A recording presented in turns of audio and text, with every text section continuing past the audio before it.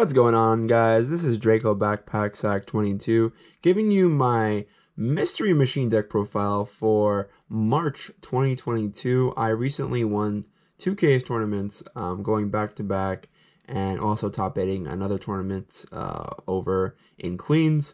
And my friend Elias has gotten top 32 at the Remote Duel YCS. So it is fair to say that Mystery Machines are on the map. So what makes Mystery Machines so good? Well, they're very versatile. The deck can zig in and out of interruptions, including getting through Scythe DPE pretty regularly and OTKing with follow-up and floodgates. It's really good for players who like decks that have multiple combo routes, that don't want to play too many bricks in their deck. I feel like most people are just approaching the format the wrong way, just by copying the same deck list and throwing in whatever bricks they feel like, and this deck is more succinct. It could combat the meta in a very calculated way, and I think you guys will enjoy the watch.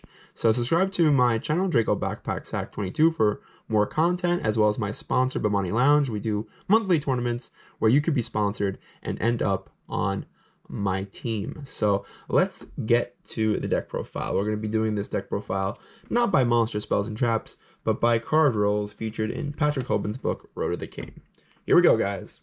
So to start off, we have our starter cards. Our main normal summon will be Machina Gear Frame. That's right, guys. Good old reliable Machina Gear Frame. Came out in the original Machina Mayhem structure deck. This card is still running rampant in the current format. Now, why is this card so good? Well, it can add Machina Spar, and Machina Spar can dump you any one of your boss monsters from your deck, as well as threaten a Zeus going second with Gigan X. Going first, it can allow you to make Platinum Gadget and have access to your entire Infinite Track combo by special summoning Harvester from your hand.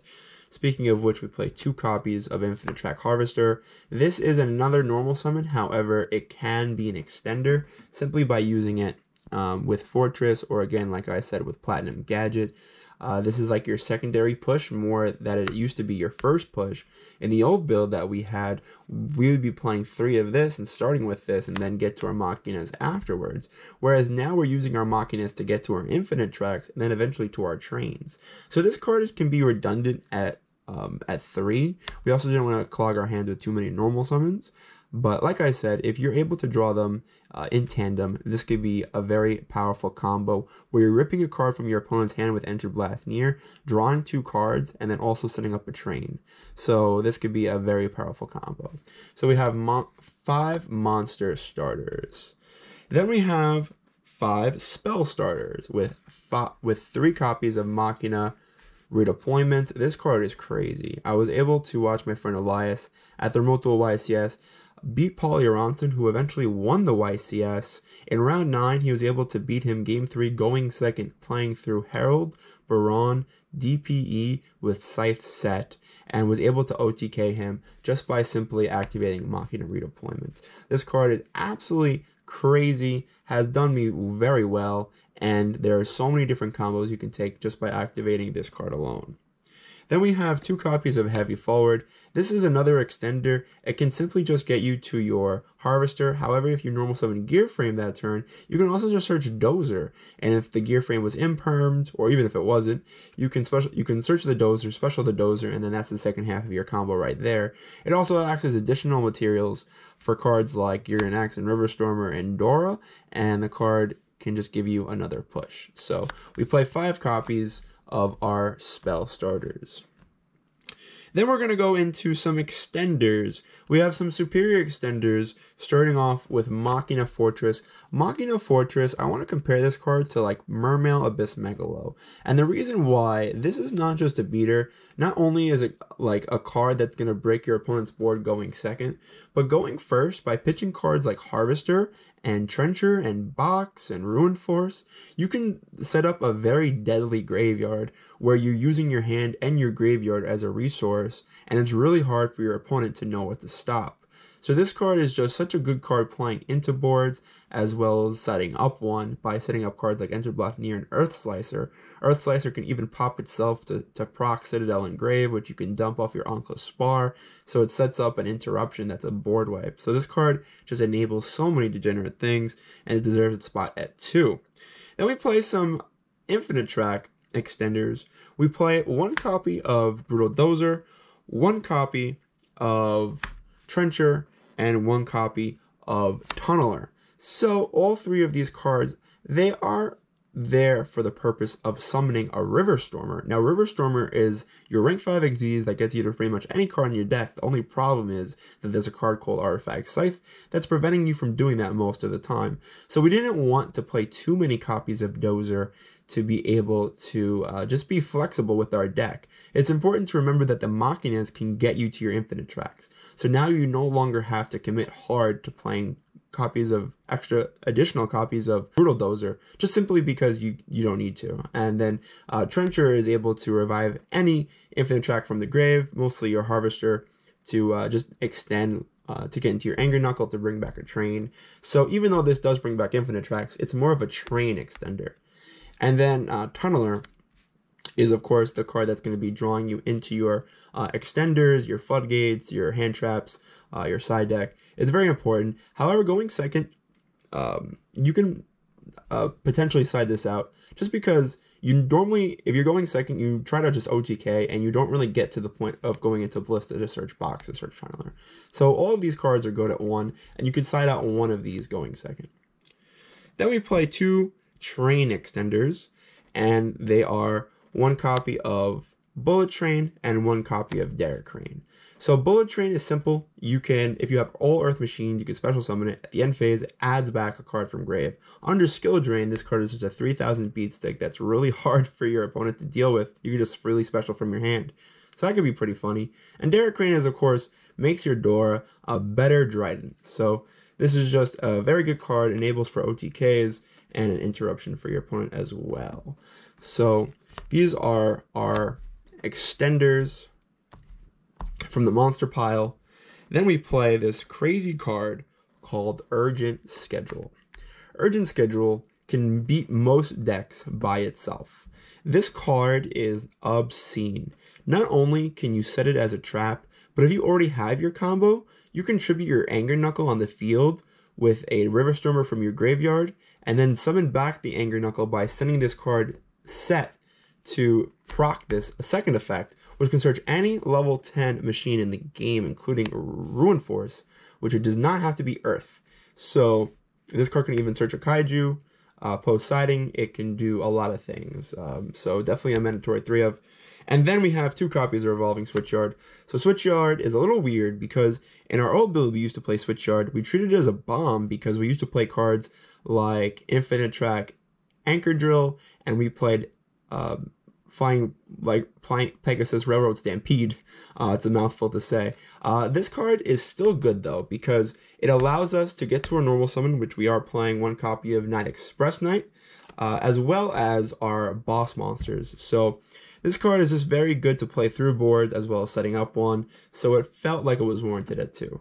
So those are our 5 extenders. So notice how we're playing 5 monster starters, 5 spell starters, and then 5 spell extenders, and a similar number of monster extenders. So everything is very calculated, and even though the cards might have different names, they fulfill similar roles, and that's what just the deck is just so good at doing. Then we have 2 cards that are kind of weird. I'm not even going to categorize them. They're not really, I guess you can call them engine requirements, but they're good in their own right. I wouldn't call them bricks.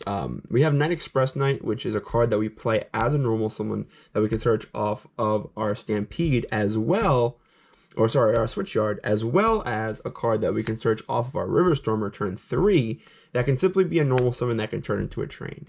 That doesn't restrict you, and under Skill Drain, it's just a normal summonable beat stick. So normal summonable beat stick under Skill Drain is a huge thing. And notice how I'm referring Skill Drain to a lot of our combos is because floodgates are a big part of what the deck does. Whereas Spar is this necessary evil to search off of Gear Frame. It can be normal summoned. It's not really going to be ever normal summoned unless it's our only card in our hand that we can normal summon. But it gets us to our Ruin Force. It gets us to our Citadel. It gets us to our Fortress. So it's definitely a worthwhile card. Then we play some Reactive Extenders, which are extenders that you just basically need your opponent to be doing things to activate. We got 2 triple tactic talents. A lot of people are playing like Drolls, Lancia, Ash Blossom, Valor, the classics, as well as, you know, saving their DPE occasionally. It could be good in the grind game, and the card is just decent. It has 3 effects, and the deck just needs the versatility. And then we got 1 copy of Machina Overdrive. So Overdrive is just a good card for putting back cards, shuffling back your Tunneler, your Box, your Trencher, your Ruin Force targets. Sometimes your Ruin Force will get Called by the Grave, or it'll get Shark Cannoned, and you'll just banish it, shuffle them all back, get Spar back to your hand, normal summon it, or special summon it, and then dump the Ruin Force again, and then, you know, you have your Dragon Ruler back online. So this card is just very useful. We got 2 bombs in the deck. We got Machina Citadel, Machina Ruin Force. The 2 twins are just the wreak havoc on Scythe DPE boards, really. The fact that people are throwing 4 bricks into their deck to lock you out of the extra deck and leave themselves vulnerable for OTKs just screams Ruin Force. The card negates cards in the battle phase. It makes them preemptively use their Fog Blades, preemptively use their Widow Anchors. Anything that could, you know, be used to stop you from like OTKing, they have to do it in main phase 1, which allows you to reposition your board and then summon back the Ruin Force and then just keep on pushing. It's just so hard to stop. We play 1 True Brick, which is the Ancient Gearbox. This card is, you know, good because it can get you to 2 pushes, but going second, sometimes you don't get to the Ballista. You just try to go right for the OTK, and you can set it up. Then we play 2 Reactive Lowering cards. I play 2 copies of Ash Blossom and Joyous Spring. Ash Blossom is just a generically good card that's good against Outlook and it's good against combo. Even though I don't think hand traps are good right now, I just wanted to play cards that covered me in both matchups, because I feel like if you're going to a 9-round tournament or even a locals, you're going to play against both. So card's decent, and it covers, again, covers multiple decks. Then we play a lot of Proactive Lowering cards, which are cards that basically stop your opponent from playing one facet of the game. So we play 3 Artifact Lancia. This card does everything that you need it to do. Not that it's going to stop every matchup, but if you think about how you win, you actually win by, you know, setting up your graveyard, setting up back row, and also being able to stop your opponent in some meaningful way. So it stops your opponent from activating their Water Enchantress. It can stop things like Roxy's. It can stop, obviously, Outlook back row. It could turn off a lot of things.